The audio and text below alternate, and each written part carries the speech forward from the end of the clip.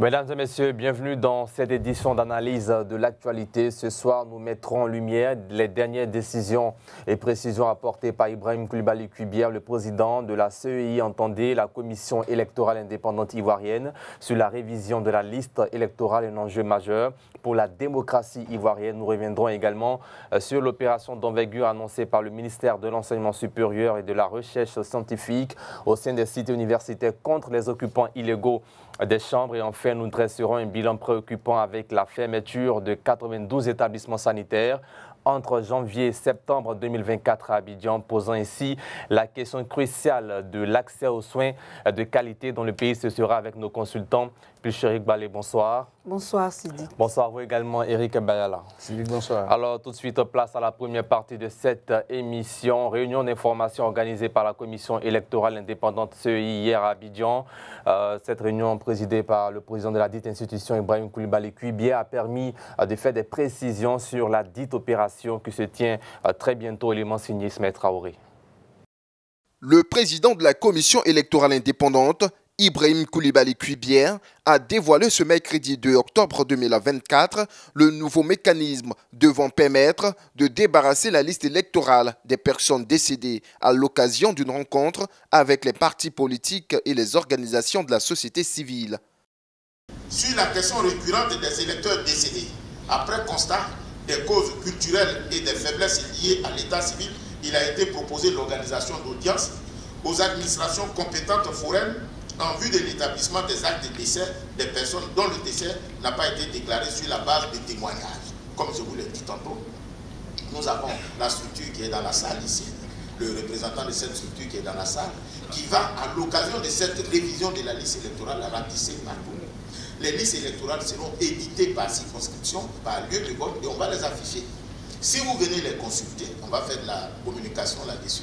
Vous venez consulter que vous considérez qu'il y a un de vos parents qui est décédé et que vous n'avez pas, dont vous n'avez pas déclaré le décès.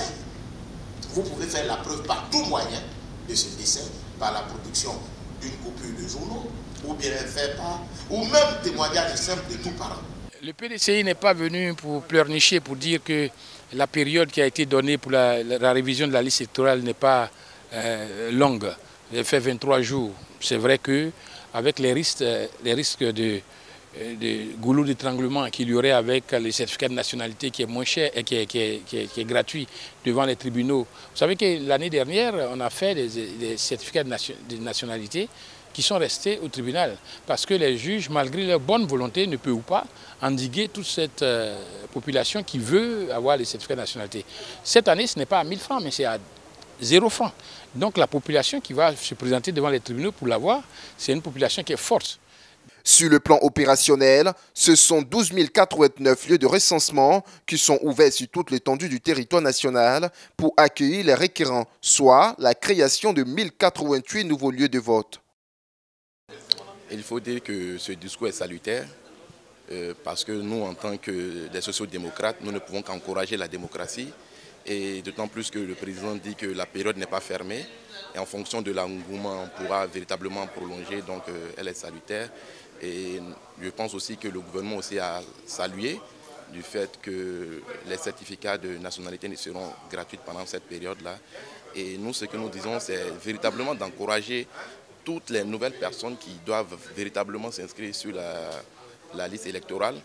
Kuibière a rassuré par ailleurs les sceptiques que les machines sont configurées pour accueillir par jour 50 requérants, soit une capacité maximale d'absorption de plus de 13 millions sur les 23 jours sur 4,5 millions de requérants attendus. Voilà, le président de la CEI a affirmé que la révision de la liste électorale permettra d'avoir une liste fiable et représentative. D'après vous, cette révision garantit-elle vraiment l'inclusion de toutes les couches sociales, notamment des populations rurales et des jeunes électeurs? A priori, oui, puisque tout le monde est concerné. Mais ce que j'aimerais relever à propos de cette réunion qui s'est tenue, c'est que la CEI se moque un peu des Ivoiriens. Pourquoi je le dis? D'abord, vu le contexte, il aurait été bien que la CEI organise cette réunion d'échange avant même d'avoir entamé toutes les étapes du processus électoral parce que il aurait été bien de consulter en ce moment-là l'opposition et la société civile, tenir compte de leurs observations pour avancer. Ce n'est pas ce qui s'est passé.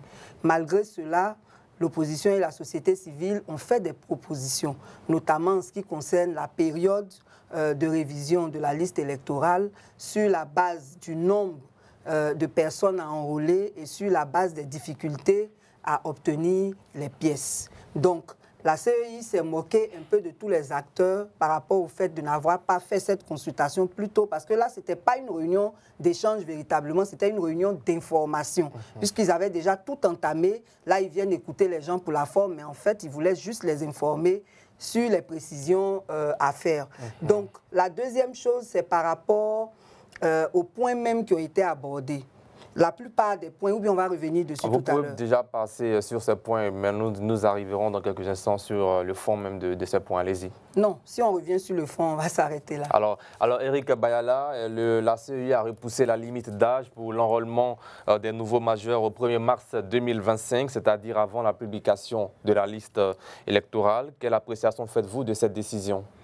Moi, je pense que c'est une décision vraiment salvatrice parce que il y a d'abord la proclamation provisoire de la liste électorale.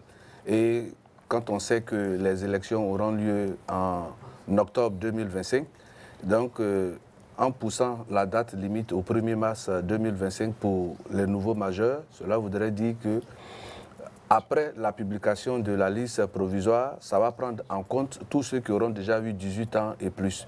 Parce que si on s'en tient exclusivement à prendre en compte dans le cadre de la révision de la liste électorale, ceux qui ont 18 ans maintenant, d'ici à quelques mois, certains auront déjà dépassé ce cap-là, ils auront déjà atteint l'âge de la majorité électorale. Donc, pour pallier à ça, la CEI a décidé donc de pousser la date au 1er mars 2025, de sorte à ce qu'on ait déjà dans ceux qu'on va recevoir pour être enrôlés, des candidats qui soient déjà disposés, sinon qui doivent atteindre l'âge des 18 ans avant la proclamation provisoire de la liste électorale. Bien plus cher que les réactions sur cette décision. C'est justement ce point-là qui était mon second point. Que vous quand je dis que la CEI se moque des Ivoiriens, ce point-là, il est très tendancieux. Pourquoi? Pour la simple raison que si on est effectivement dans un état de droit, si on respecte nos textes, et donc si on veut respecter l'article 6 du Code électoral qui nous dit que la révision doit être annuelle, la CEI n'a pas à ruser pour prétendre favoriser les nouveaux majeurs en les prenant jusqu'en mars. Parce qu'en principe, en 2025, on doit avoir une autre révision de la liste électorale. Et cette façon de repousser l'enrôlement des nouveaux majeurs jusqu'en mars nous emmène à nous interroger sur la période à laquelle va prendre fin la révision de 2024. Si c'est en mars, on clôt, après il faut le contentieux, ainsi de suite. Finalement, on va arriver vers octobre 2025 sans avoir eu le temps de faire la révision pour 2025. Donc nous pensons que cette décision, elle n'est pas bonne.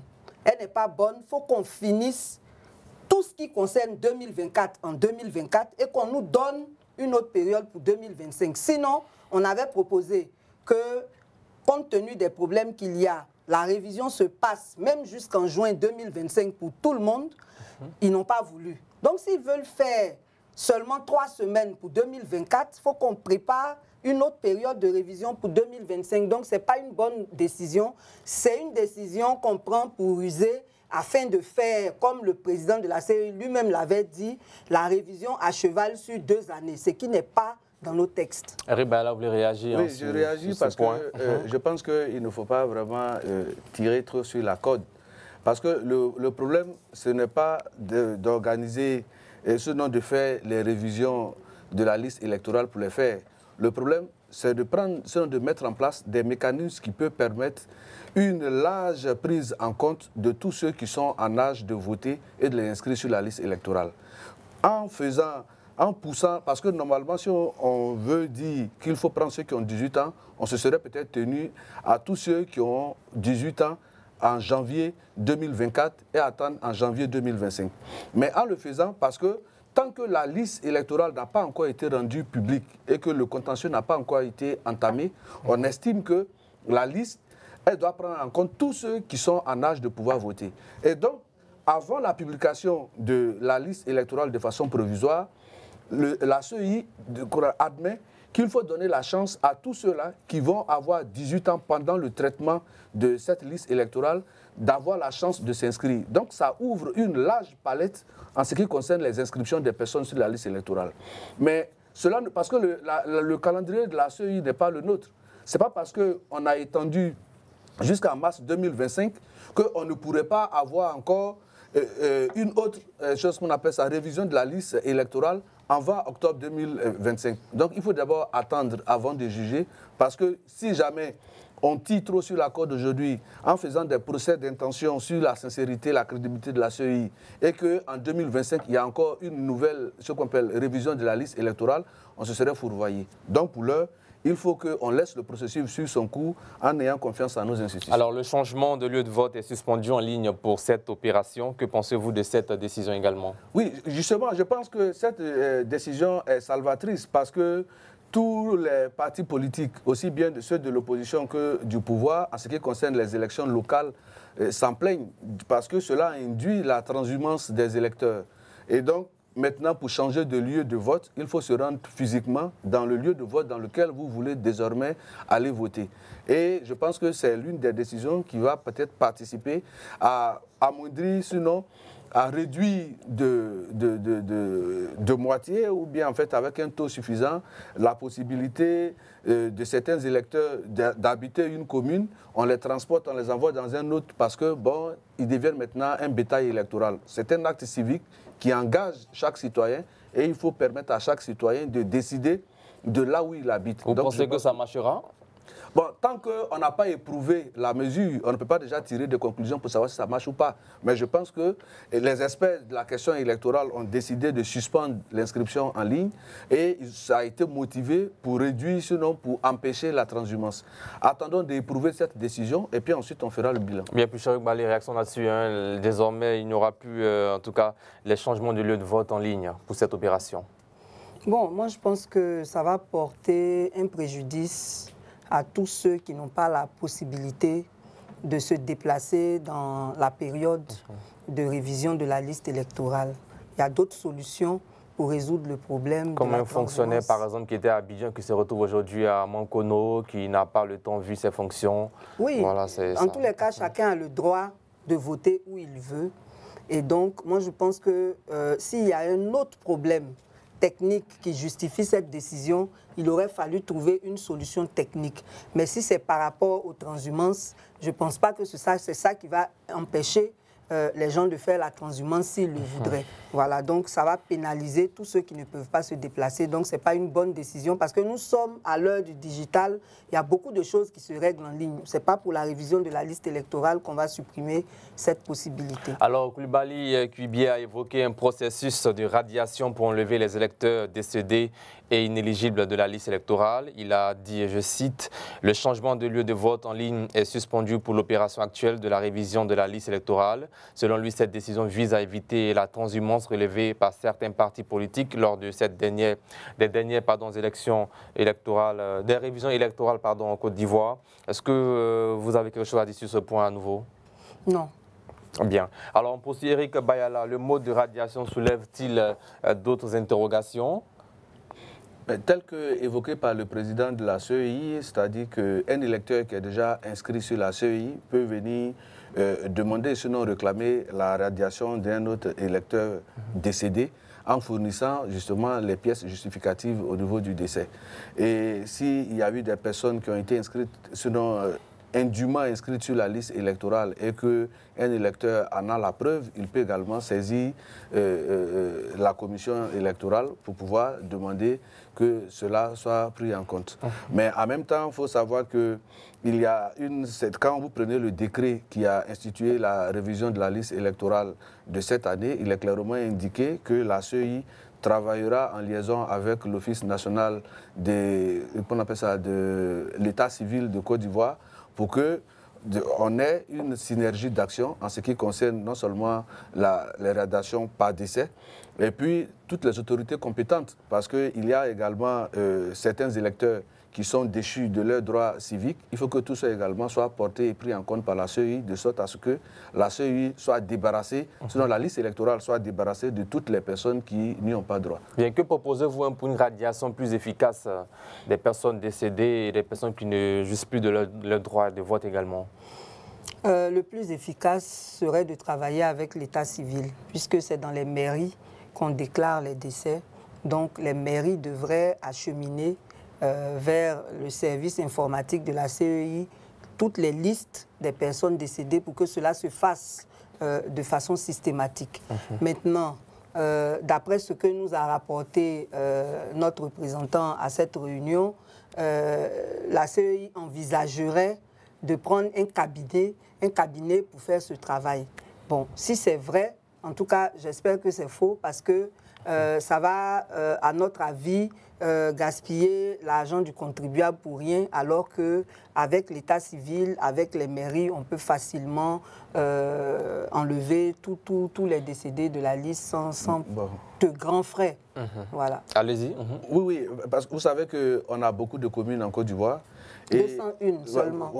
Mais toutes ces communes-là ne sont pas pourvues de système qu'on appelle informatique. Et c'est la faute de qui? En ce qui concerne l'état civil. C'est vrai que le processus a été engagé et que cela se fait progressivement parce que quand vous allez dans une commune, il faut d'abord commencer par les registres les plus anciens jusqu'au plus récent, à les faire enregistrer dans la base de données de l'état civil de la commune pour que le système systématique dont elle parle puisse être vraiment mis en émoi. Or, dans ce cas de figure, je ne pense pas que toutes les mairies ont suffisamment de budget, elles ne sont pas nanties de la même manière, et quand bien même que le gouvernement a déjà impulsé une dynamique, mais en même temps, il faut qu'on laisse le temps à ce que nos différents états civils arrivent à être entièrement informatisés pour que cette connexion-là soit palpable et soit évidente dans la collaboration entre la CEI et nos différents états civils. Et donc, il y a certains états civils où encore les gens sont encore à traiter les données de manière, on appelle ça, manuscrite, et donc ça ne rend pas aisé les différentes propositions informatiques. Donc pour l'heure, il faut donc permettre à ce que progressivement on arrive à informatiser totalement nos états civils, de sorte à ce que, bon, à date, ça soit une proposition. Mais pour l'heure, il faut s'en tenir aux réalités du moment, vu le calendrier que nous avons. Avant que vous réagissiez, quand on parle de réalité du moment, il y a par exemple le changement de lieu de vote qui se fera désormais, qui ne se fera plus en ligne. Oui. Et pour cette question, vous dites que c'est normal que ça se fasse physiquement, alors que les réalités du moment, c'est aussi le numérique. Oui, mais justement, il faut adapter, qu'on appelle ça, il faut contextualiser la chose, le débat. Aujourd'hui, le problème qui se pose, c'est que les décisions qui ont été prises, parce qu'on ne veut pas vouloir une chose et son contraire. Toute décision ne peut pas apporter un satisfecit total au désirata de tous ceux qui en manifestent le besoin. Donc pourquoi ne pas permettre alors les deux manières de Mais justement, changer parce les que bureaux de quand vote? on prend une décision, il y a un objectif à atteindre. On ne peut pas dire qu'on veut lutter contre la transhumance et que l'autorité en charge de la question électorale décide de prendre une décision. Tout à l'heure, je vous disais, éprouvons d'abord la décision et puis ensemble, nous allons en relever les limites pour que demain, on puisse peut-être faire d'autres propositions. Mais pour l'heure, c'est une décision qui a été prise. Elle n'a même pas encore été mise en œuvre que déjà on crie au loup et au chat. Il faut laisser donc cette décision-là soit éprouvée et puis en plus on verra ce qu'il y a lieu de faire. Parce qu'en même temps qu'on demande une chose, on veut son contraire. Mais il n'y a aucune décision qui peut être prise. Partout où nous sommes, même dans ce monde, Dieu même qui a fait le monde n'en a pas fait l'unanimité. Donc aucune décision ne pourra être prise pour que tout le monde soit unanime. Il y a forcément des gens que ça va laisser sur le bas-côté. Malheureusement, ce n'est pas ce que nous souhaitons, mais je pense que c'est une décision qui a été prise. Il faut laisser donc la CEI mettre, comment on appelle ça, en application cette décision, et puis ensemble, on fera le bilan pour voir ce que ça a produit. Parce que l'idée derrière, c'est d'abord de participer à vraiment arrêter le fléau de la transhumance électorale. Oui, il ne s'agit pas pour la CEI de faire ce qu'elle veut, et puis d'attendre l'application de ce qu'elle veut pour corriger les faiblesses de cette décision. Il s'agit pour la CEI de prendre des décisions de façon consensuelle, en accord avec tous les acteurs. Et comme on le disait tout à l'heure, nous sommes à l'ère du numérique. Il n'y a aucune raison qui justifie le fait qu'on ne puisse pas s'inscrire en ligne, changer de lieu de vote en ligne. Il n'y a aucune raison qui le justifie. Ça va forcément exclure des électeurs. Maintenant, par rapport à l'état civil, on n'a pas demandé à la CEI de demander aux mairies de nous donner la liste des décédés depuis 2000 ou avant. Si les révisions étaient faites de façon annuelle et qu'on respectait les listes même des décédés chaque année, déjà on aurait apuré cette liste-là de façon valable. Donc, il s'agit pour les mairies de donner des listes, même si elles ne sont pas informatisées, ce n'est pas tous les jours que les gens décèdent et ils ont des registres les plus récents au moins. Ils peuvent faire même les listes manuellement et les transmettre à la CEI pour que des saisies soient faites pour entrer ces données-là dans le système. Donc, moi, je pense que ça n'a rien à voir même avec l'informatisation de l'état civil. Les registres sont là, les registres des décès sont là. On n'a pas dit d'aller prendre les registres des naissances depuis je ne sais pas quelle année. Les registres sont thématiques. Donc, on prend les registres de décès, on fait la liste et puis on envoie, c'est tout. C'est une question de volonté. C'est une question de volonté. Il y a 201 communes. Tout l'argent qu'on met dans l'organisation des élections, il y a une partie qui pourrait être réservée à ceux qui prendraient les registres des mairies pour faire les listes et puis les transmettre à la CEI. C'est aussi simple que ça. Bien, dernière question pour vous pour terminer cette partie. Y a-t-il d'autres précisions faites par le président de la CEI sur lesquelles vous aimeriez réagir? Oui, en fait, il y a cette affaire de certificat de nationalité. Gratuite. Oui, parce que le problème qu'on avait évoqué pour demander que la période de révision s'étende carrément jusqu'en 2025, de sorte que de façon unilatérale, en contradiction avec le code électoral, la CEI ne fasse pas d'enrôlement à cheval sur 2 années au lieu de respecter les textes. On avait demandé cela à cause de ce problème de pièces, parce que pour avoir la CNI, il faut faire l'extrait de naissance et le certificat de nationalité. Maintenant qu'on décide que le certificat de nationalité est gratuit et qu'on peut s'enrôler avec le certificat de nationalité, avec le récépissé de la CNI, nous estimons que c'est une très bonne chose. Mais il faudrait aussi qu'on décide qu'au moment du vote, on puisse aussi voter avec le récépissé et le certificat de nationalité. Parce que le récépissé est la preuve que le citoyen a voulu faire sa carte d'identité.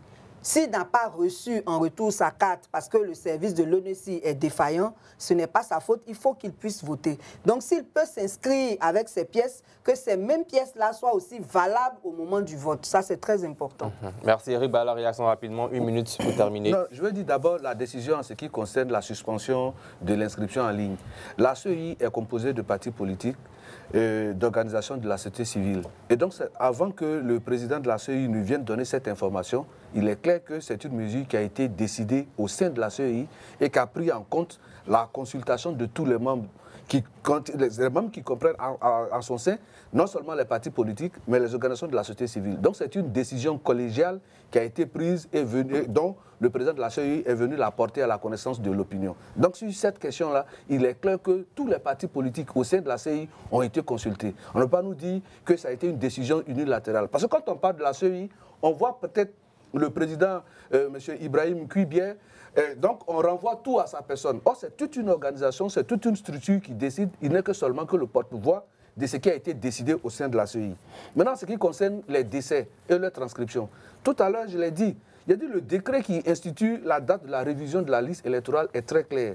Dans le décret, il est dit que la CEI doit se mettre en liaison avec, on appelle ça l'ONICI, l'Office national de l'état civil, pour gérer toutes ces questions. Donc ça veut dire que ce soit de façon manuelle, ou bien pour les mairies qui ont déjà réussi à informatiser leur système d'état civil, vont reverser ces données-là au niveau de la CEI. Mais en même temps, la CEI donne la possibilité à certains électeurs qui ont eu connaissance d'un décès et qui certainement auraient échappé j'allais dire, au traitement informatique, de venir faire la réclamation. Je pense qu'il n'y a pas plus bonne foi que cette disposition. Merci Eric Bayala. Nous sommes maintenant dans la deuxième partie de cette émission, l'assassinat d'un étudiant membre de la Fédération estudiantine et scolaire de Côte d'Ivoire, FESI, met en lumière une nouvelle fois les violences au sein de nos universités, une situation qui pousse les autorités ivoiriennes à lancer une vaste opération contre les occupants illégaux de ces résidences, faisant naître de vives interrogations sur la gestion de nos campus et la sécurité des étudiants. Quelle est la portée de cette opération et ses répercussions? Élément de réponse dans cette deuxième partie d'émission. Tout de suite, place à la première question. Tout d'abord, Pucherik Balé, comment vous réagissez face à cette mort, cet assassinat de l'étudiant membre de la FESI? Oui, c'est clair que c'est vraiment déplorable. On ne devrait pas assister à ce genre de scène. D'autant plus que je voudrais bien le rappeler, la dernière fois qu'on avait fait le lundi dernier, voilà, dans mon carton rouge, j'avais déjà signalé l'enlèvement de cet étudiant parce que j'ai une relation qui a assisté à la scène qui m'en a parlé. Et c'était vraiment effrayant parce qu'il paraît qu'ils l'ont pris, ils l'ont mis dans un coffre de véhicule, ils sont partis avec lui, ça ne présageait rien de bon pour lui. Malheureusement, il est décédé. C'est vraiment très déplorable. Et nous nous réjouissons du fait que le procureur ait promptement réagi, de même que le gouvernement. Et on espère que l'enquête qui a été annoncée se fera vraiment avec diligence pour qu'on sache les auteurs de ce crime. Bien, Eric Bayala, réaction sur cette triste note. Justement, je pense que effectivement la note était triste à l'idée de savoir qu'un étudiant qui était prédestiné à avoir une vie à lui pour être un soutien pour sa famille vient de perdre la vie dans des conditions vraiment atroces.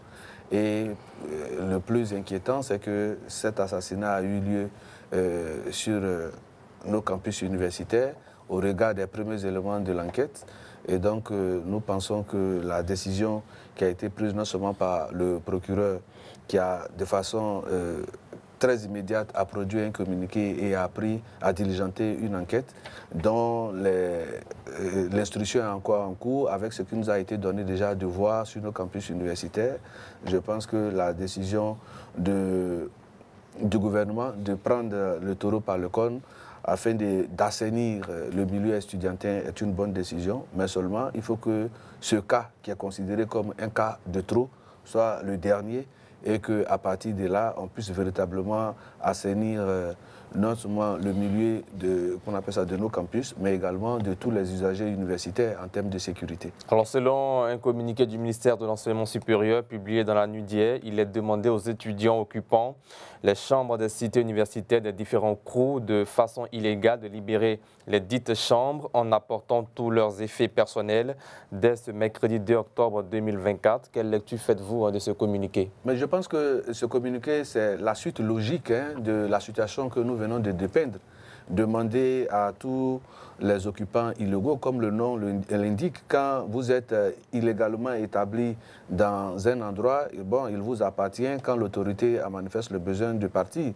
Et on leur demande de partir avec leurs effets immédiats. Je pense que c'est une bonne décision parce que les différents CROU n'affectent les chambres qu'aux ayants droit, c'est-à-dire que les étudiants à partir d'un certain nombre de critères. Et donc, certainement, au cours de cette enquête, on s'est rendu compte qu'il y a des personnes qui occupent illégalement les résidences universitaires. Il faut que ces personnes-là les libèrent parce que le CROU doit pouvoir maîtriser le nombre d'étudiants logés et savoir que ceux qui occupent effectivement les chambres sont des étudiants, ils y sont pour leurs études et que ça ne soit pas des résidences pour des personnes qui n'ont rien à voir avec le monde estudiantin.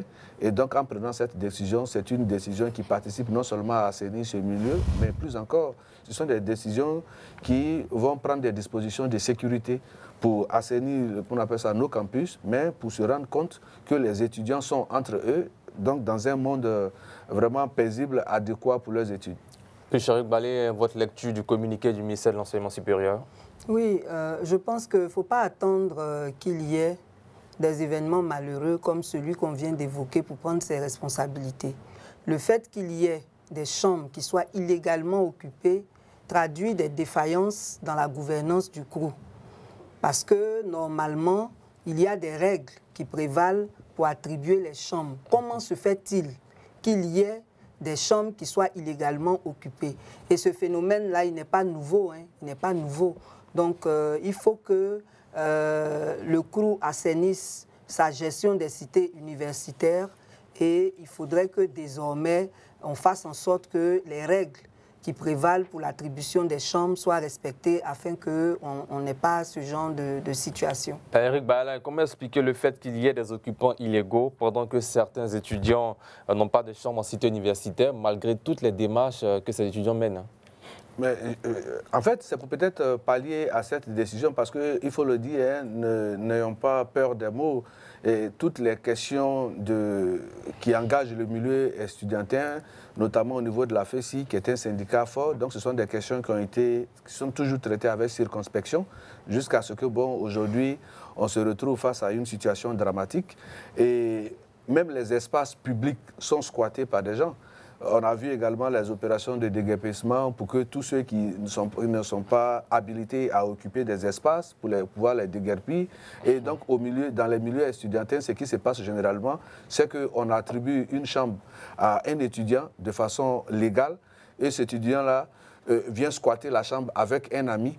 Et donc, c'est de ça qu'il s'agit. Sinon, ce n'est pas que il y a eu des chambres qui n'étaient pas occupées et les gens sont allés ouvrir ces chambres-là pour pouvoir s'installer. Mais est-ce que ce n'est pas des chambres peut-être mises à disposition par la FESI à des étudiants? Bon, moi, je n'ai pas d'éléments tangibles pour pouvoir le confirmer. Mais ce qui est clair, c'est qu'on attribue des chambres à des étudiants. Il y a des chambres individuelles, il y a des chambres doubles. Ces étudiants-là viennent héberger, pour la plupart, moi j'en ai connu, des gens qui envoient des gens de leur famille, des amis pour venir, qu'on appelle, occuper ces chambres-là avec eux. Or, pourtant, ils n'y ont pas droit. Et donc, c'est tout ça qui fait qu'aujourd'hui, on se rend compte qu'on a un monde pléthorique sur les campus universitaires, parce que quand on doit déduire de ce monde-là les ayants droit et les étudiants, on voit qu'on aura peut-être plus de liberté de circuler, plus de sécurité. Bien, qu'entendez-vous par occupants illégaux? Oui, il ne s'agit pas seulement de personnes qui ont eu des chambres officiellement et qui laissent certaines autres personnes squatter ces chambres. Je crois que ça, ce n'est même pas un problème. S'il y a des documents pour attester que la chambre a été acquise de manière légale, ce n'est pas un problème. Oui, chacun... Bon, mais dans tous les cas, les faits dont on parle là, ce sont des gens qui n'ont rien à voir avec le milieu universitaire et qui sont attributaires de chambres. Maintenant, c'est de savoir comment ces personnes-là ont pu avoir accès à ces chambres-là, des fonctionnaires, en tout cas des personnes qui ne sont pas du milieu universitaire. C'est de ça qu'il s'agit en fait. Alors qu'il y a des étudiants qui n'ont pas de chambre, qui dorment dans les amphis. On a vu plusieurs documentaires où les étudiants sont dans des conditions déplorables. Donc, c'est de voir ce qui est en dessous réellement de ces attributions illégales. Alors, en guise de démarrage de cette opération, dès ce jeudi 4, demain 4 octobre 2024 à 12h00, les agents du CROU A1 aidés des forces de l'ordre veilleront à l'application effective de cette décision dans les cités du campus de Cocody, selon ce que nous voyons dans ce communiqué. Quel commentaire faites-vous pour le délai? Bon, c'est clair que le délai est très court.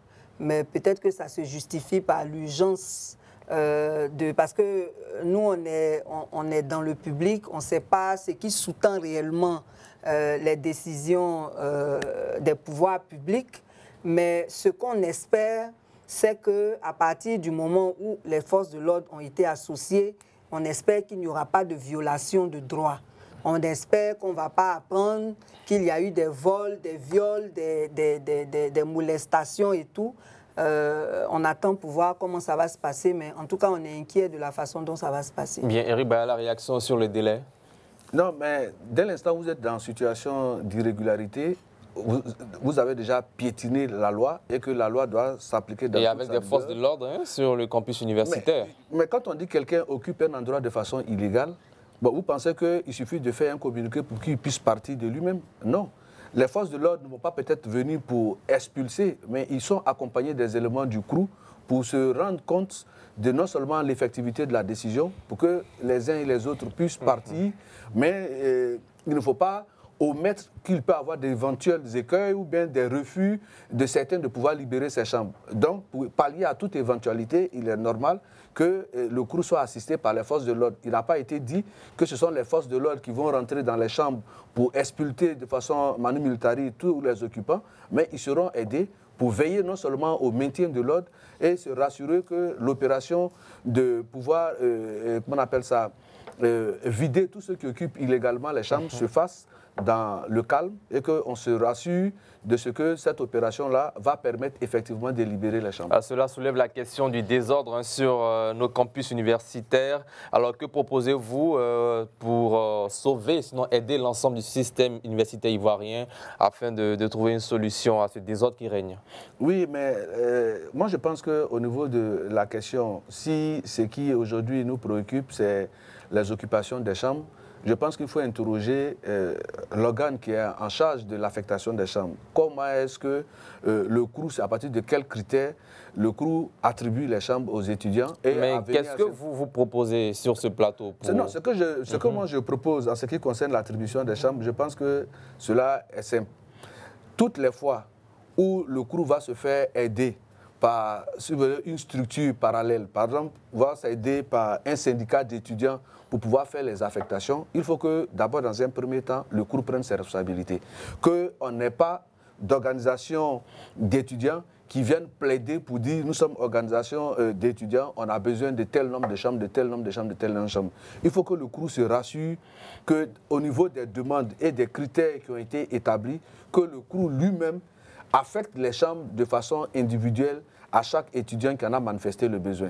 Qu'on n'associe pas à la mise à disposition des chambres les organisations des étudiants à qui on donne peut-être des chambres par quota pour dire, bon, on a donné tel nombre de quotas à telle organisation d'étudiants, quitte à elle d'aller maintenant les distribuer ou bien les mettre à disposition de leurs membres. Ce n'est pas ce que la loi dit. La loi dit que le CROU est chargé d'héberger les étudiants et en fonction des capacités des chambres, si ce sont des chambres doubles ou des chambres individuelles, que le CROU se rassure que ce soit de par ses services, que tous ceux qui occupent les chambres puissent avoir des chambres. Parce que si on arrive à débarrasser l'attribution des chambres de l'intervention des syndicats d'étudiants, vous allez voir qu'on aura effectivement sur nos campus les ayants droit, c'est-à-dire les étudiants. Bien plus, Cheikh Balé, il y a une grande responsabilité du CROU et même du ministère de l'Enseignement supérieur pour instaurer désormais l'ordre sur les campus universitaires. Oui, absolument. Ça relève de leurs prérogatives, donc c'est forcément de leur responsabilité. Donc il faut que les critères qui ont été arrêtés soient respectés. Nous, à notre temps, on regardait les résultats. Ce sont les étudiants les plus méritants qui avaient accès aux chambres, qui avaient droit plutôt aux chambres. Il y a aussi un quota qu'on donne aux étudiants handicapés. Il y avait des critères, en tout cas, qui étaient arrêtés. Donc, il faut, comme il l'a dit là, que le CROU prenne ses responsabilités sans faire interférer d'autres groupes.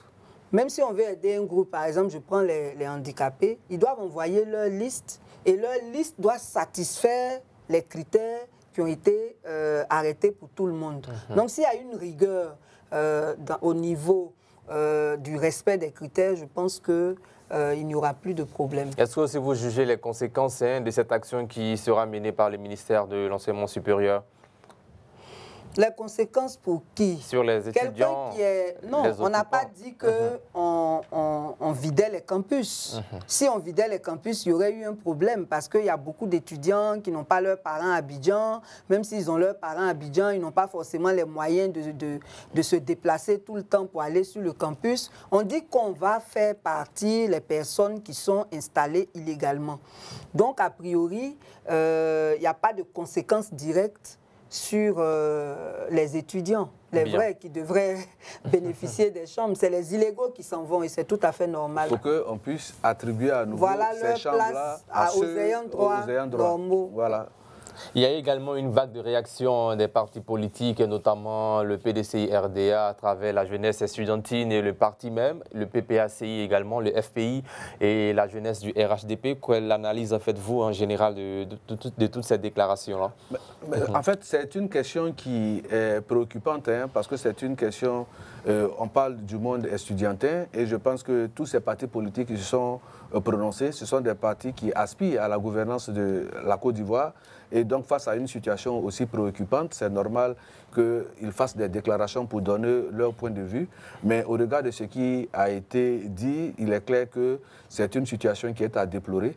Mais malheureusement, nous sommes déjà de plein pied dans une situation où on déplore la perte en vie humaine d'un étudiant qui était certainement promis à un bel avenir. Et je pense que tout parti politique ou toute organisation responsable ne pouvait pas passer, c'est-à-dire ne pouvait pas rester sans mot dit face à cette situation. Et moi, je pense que leurs différentes déclarations, excepté celle de, peut-être on va en parler, mais toutes les autres organisations politiques ont bien fait donc de donner leur position et de condamner ce qui s'est passé. Bien, puis Cheikh Balé, réaction là-dessus? Oui, c'est tout à fait normal. Nous sommes tous des observateurs de la vie publique. Tout le monde a le droit de se prononcer sur tout ce qui se passe. Et il y a eu des partis qui n'ont pas réagi, notamment GPS de Guillaume Soro, qui fait généralement une déclaration tous les jeudis. Malheureusement, dans la déclaration d'hier, cela n'a pas été mentionné. Qu'est-ce que ça vous inspire? Qu'est-ce que ça suscite en vous? Bon, pour GPS, il y a deux problèmes qui se posent. Le premier, c'est que le gouvernement dit que GPS est dissous.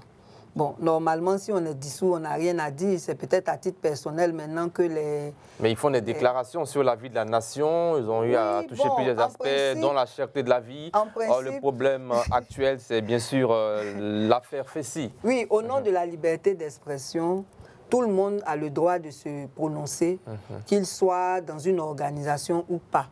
Donc, à ce titre-là, dissous ou pas, GPS peut se prononcer sur tout, la cherté de la vie et autres.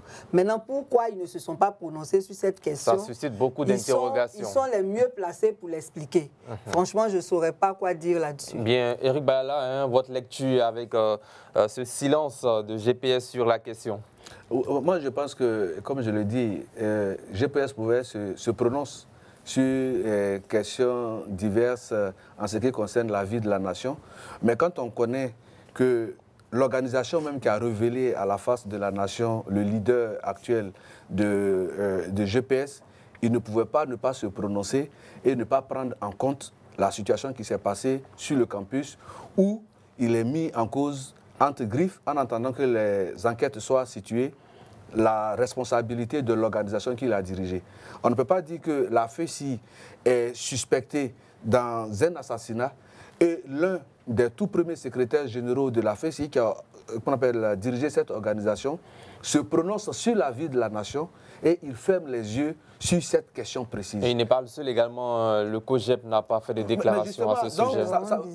Ça veut dire qu'il est à s'interroger. Il est à s'interroger. Pourquoi est-ce que quand on touche le monde estudiantin, où tous ces leaders-là sont issus, ils se taisent? Est-ce que c'est un silence qui est suffisamment révélateur ou bien qu'est-ce que cela induit véritablement? Parce que normalement, comme elle a dit, pour tout acteur de notre société qui est leader d'opinion, quand il y a une situation qui est aussi préoccupante au niveau national, il est clair que chaque leader puisse donner de la voix. Bien, pour terminer, terminons avec cette question. Toute activité syndicale et estudiantine est désormais suspendue. Une note est sortie, une note publiée par le gouvernement ivoirien. Comment vous réagissez rapidement? Mais ce sont les conséquences de ce qui se passe. Parce qu'avant ça, au niveau, sur le monde du campus, au niveau estudiantin, chaque organisation syndicale pouvait mener ses activités. On a même vu que c'est l'année dernière, il y a eu des heures, des échauffourées sur le campus, mais le ministère en charge de l'enseignement supérieur a toujours eu une position conciliante pour faire en sorte qu'il y ait la paix, parce qu'on se rend bien compte qu'on ne peut pas, dans un milieu académique ou bien scolaire, parler du monde comment on appelle ça, des étudiants sans associer les étudiants eux-mêmes à leurs conditions de vie. Merci Eric Bayala. Rapidement, puis Eric Bayala, réaction sur ce communiqué. C'est un communiqué qui tend certainement à apaiser le milieu pour permettre à l'enquête de bien se dérouler, mais il ne faudrait pas que cette décision dure, sinon ce serait une atteinte à la liberté syndicale, qui est un droit essentiel. Bien, est-ce que la nouvelle ordonnance sur les organisations de la société civile condamne-t-elle quelque part le mode de fonctionnement de la FESI? Il faut maîtriser le mode de fonctionnement de la FESI. Parce que parfois, on voit la FESI qui mène des actions en plein Abidjan, en dehors des cités universitaires. Bon, normalement, la FESI est créée pour défendre... En dehors des universités, pardon. Oui, oui, des droits des étudiants. Mais nous tous, on suit l'actualité et on voit que parfois, il y a des combats, des affrontements entre fractions de la FESI. Et ça, je ne crois pas que ça entre dans leurs activités syndicales. Bien. Donc, il y a lieu effectivement d'assainir leur façon de vivre le syndicalisme. Sinon, dans le syndicalisme pur, on défend les droits de ceux qui sont nos membres et par rapport à ça, si cette suspension doit durer, ça va porter atteinte à la liberté syndicale. Merci plus, Chéric Balé. Nous allons marquer une courte pause pour revenir pour la troisième partie de cette émission. Nous sommes jeudi, hein, chers téléspectateurs. Vous m'avez certainement très bien compris. Je me perdais dans le mot en disant mercredi, nous sommes bien jeudi. La pub. Après la pub, place à la troisième partie. Le système de santé ivoirien est sous tension. Tout se passe à Abidjan. De janvier à septembre 2024, pas moins de 92 établissements sanitaires ont été fermés. Une situation alarmante qui soulève de nombreuses questions sur l'accès aux soins et à la gestion du secteur médical dans le pays. Alors, nous allons aborder cette question dans cette partie d'émission. Quels sont les motifs de ces fermetures? Quelles en sont les conséquences pour les populations? Et surtout, quelles solutions pour éviter une telle hémorragie dans notre système de santé? Nous tenterons de répondre à ces questions avec nos consultants, Chéric Balé et Eric Baya. La première question, Chéric Balé, 92 établissements sanitaires ont été fermés par les autorités dans la ville d'Abidjan de janvier à septembre 2024. Que vous inspire cette décision?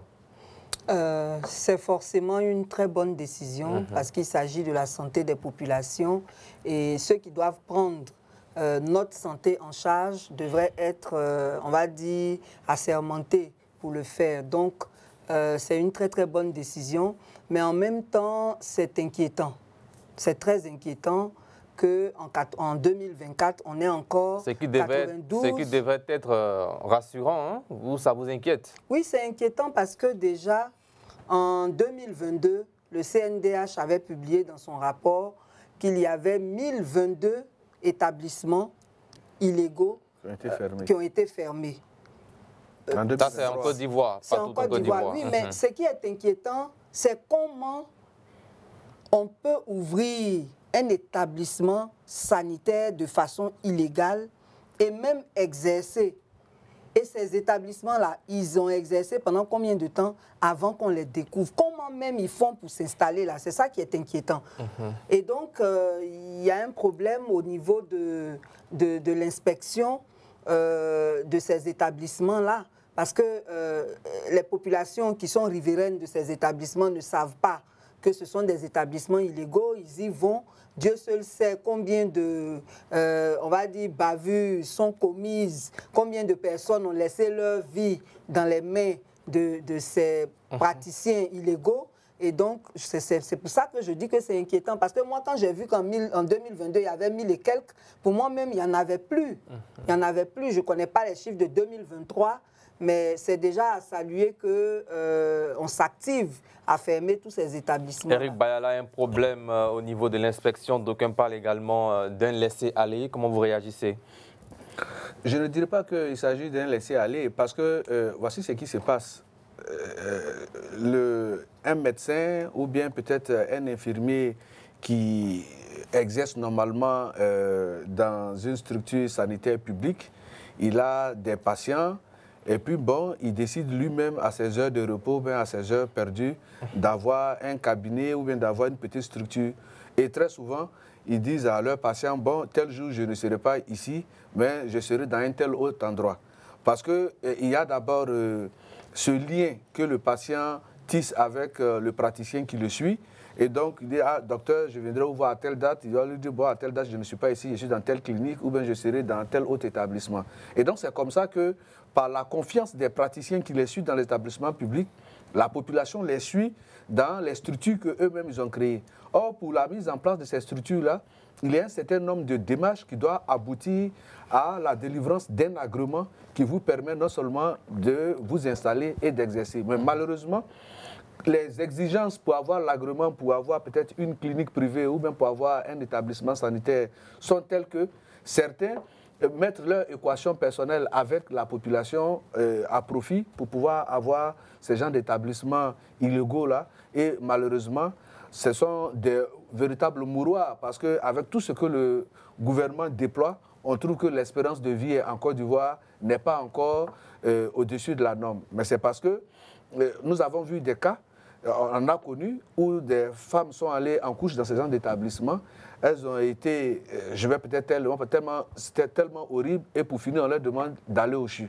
En y allant, bon, il y a forcément des décès et tout et tout. Mais quand le gouvernement décide d'aller dans une région comme celle du Cavali, sur 128 établissements sanitaires inspectés, 118 en ont été fermés. Ça veut dire qu'il y a 5 seulement qui étaient dans des situations légales. Vous voyez que c'est trop.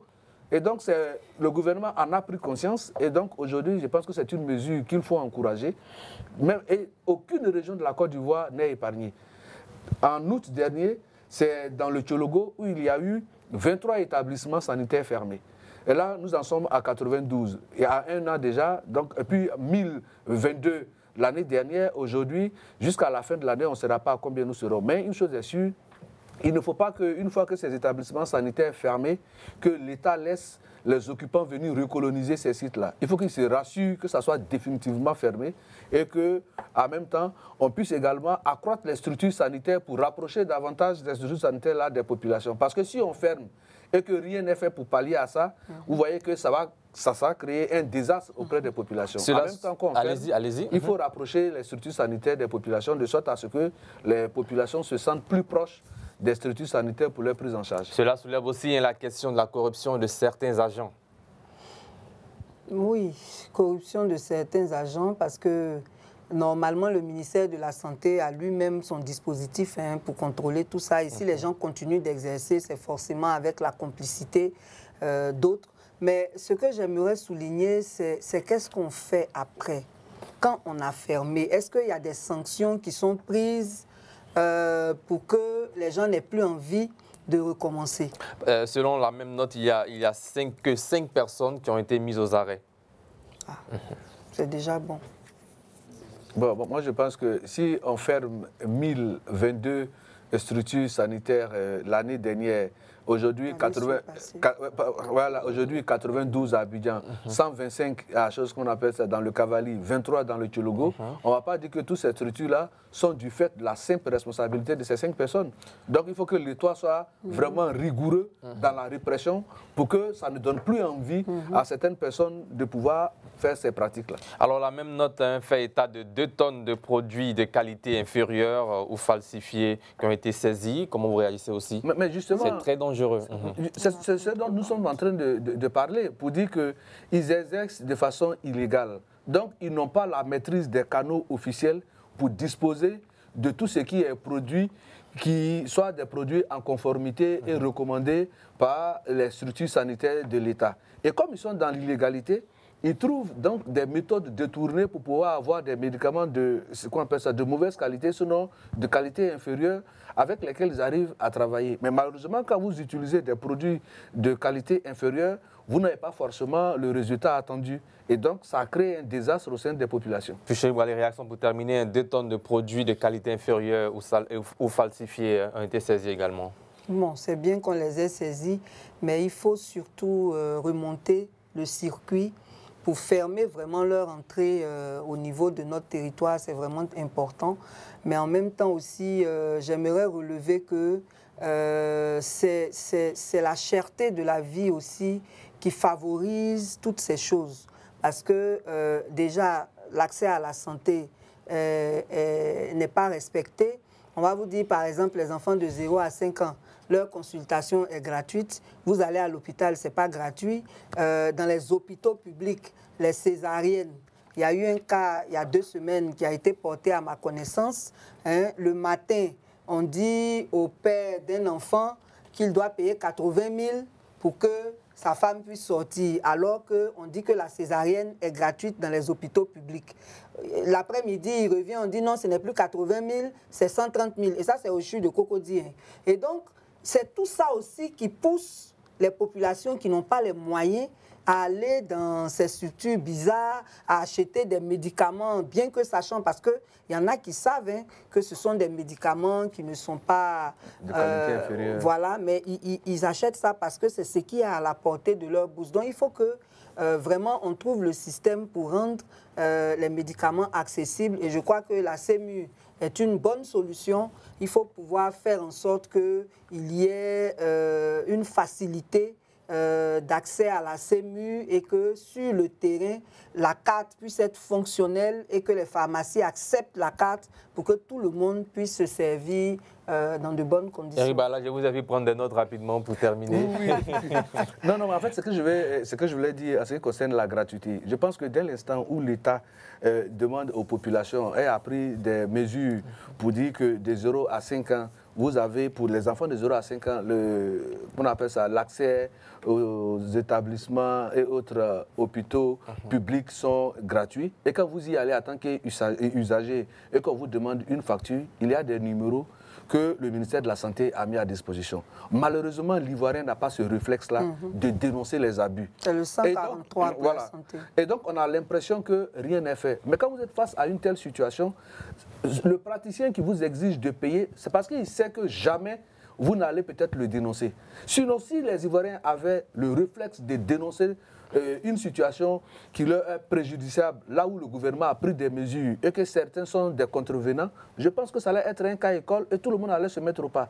Donc c'est un appel citoyen que nous lançons, aussi bien pour les prix dans les boutiques, pour les prix dans les hôpitaux, tout ce qui a été plafonné et les consignes qui sont données par l'État, il faut que l'Ivoirien soit capable de dénoncer, que l'Ivoirien soit lui-même la police de l'État au sein de la société pour qu'on puisse avoir une société assainie. Merci. Place maintenant au carton rouge.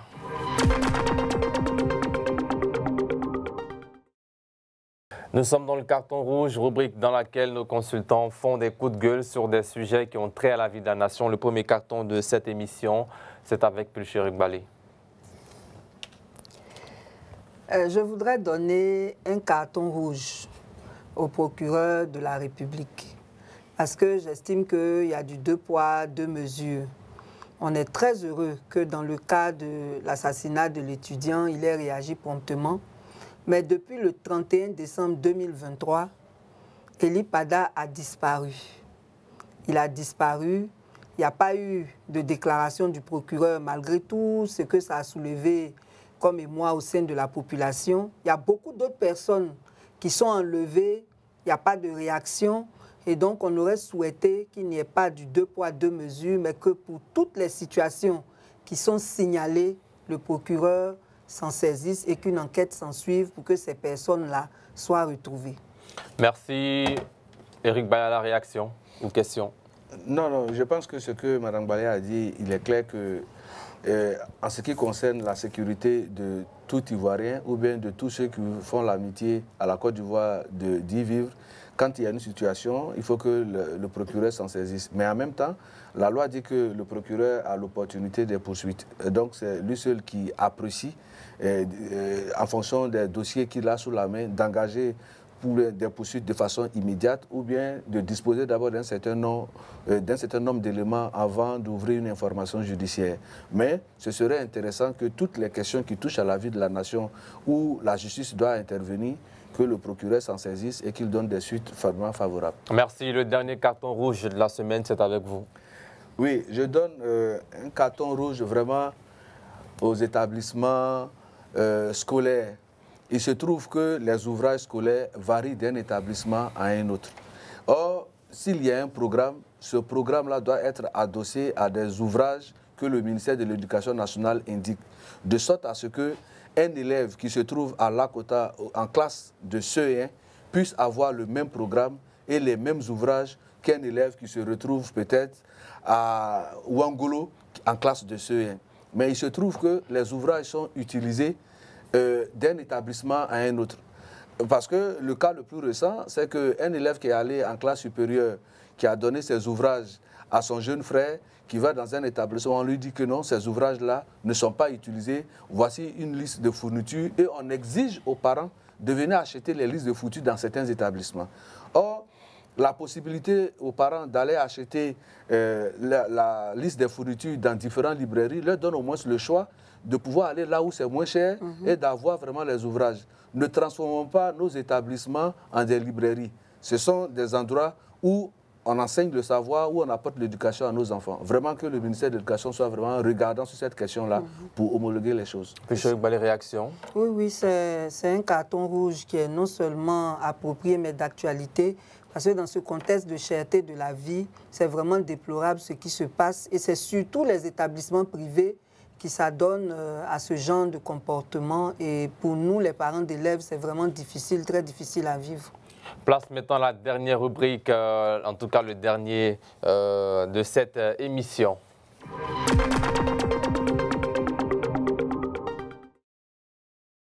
Le chiffre du jour, c'est 3,7.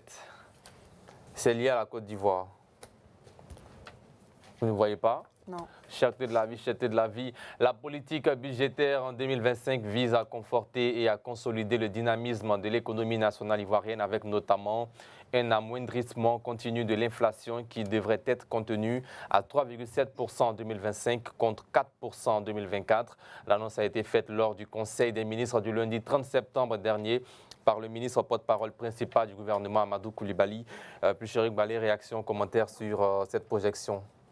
Bon, c'est une bonne projection, ce n'est pas nous qui allons nous en plaindre. Le problème, c'est comment ils comptent effectivement contenir cette inflation, quelles sont les dispositions qui seront prises et est-ce que ces dispositions seront prises en accord avec les acteurs des secteurs concernés. Par exemple, si on prend le ministère du Commerce, souvent ils annoncent des plafonnements, mais c'est des plafonnements qu'ils annoncent sans collaborer avec les commerçants. Du coup, eux, ils annoncent quelque chose, les commerçants font autre chose et le contrôle étant inefficace, finalement, les populations ne bénéficient pas de ces mesures qui deviennent improductives. Donc, nous attendons de voir comment ça va se passer. Et vous avez espoir? Hein? Oui, bien sûr, il faut toujours avoir de l'espoir. Bien, Eric Ba, la réaction? Oui, mais sur cette projection, je pense que c'est une mesure d'abord à saluer. Et ça vous réjouit? Parfaitement, parce que lorsqu'on parle de la réduction de l'inflation, je pense que ça ne se fait que se ressentir dans le bonheur des citoyens. Et si on passe de 4,2% à une projection de 3,7%, je pense que c'est déjà une mesure à saluer et à encourager le gouvernement à poursuivre ses efforts pour que vraiment le bonheur des Ivoiriens continue d'être au centre de leurs préoccupations. Fin de cette émission. Merci à vous, Eric Vayala. Merci, Plucheric Balé. Rendez-vous la semaine prochaine. Nous avions parlé dans cette émission de la commission électorale indépendante d'une grande réunion présidée par Ibrahim Coulibaly Kuibier, président de la dite institution, sur le processus de révision de la liste électorale où des précisions avaient été faites. Et puis, dans la deuxième partie, Cité universitaire, une opération lancée contre les occupants illégaux de ces cités. Et dans la troisième et dernière partie, il était question de 92 établissements sanitaires fermés de janvier à septembre 2024 en Côte d'Ivoire. Merci d'avoir suivi cette émission. Merci de votre constante fidélité à Reflet TV. L'information revient lundi à partir de demain vendredi à partir de 19h30 sur Reflet TV pour la grande édition du journal avec Jean-Jacques Denis. Portez-vous bien, que Dieu veille sur la Côte d'Ivoire et sur vous. Bonsoir.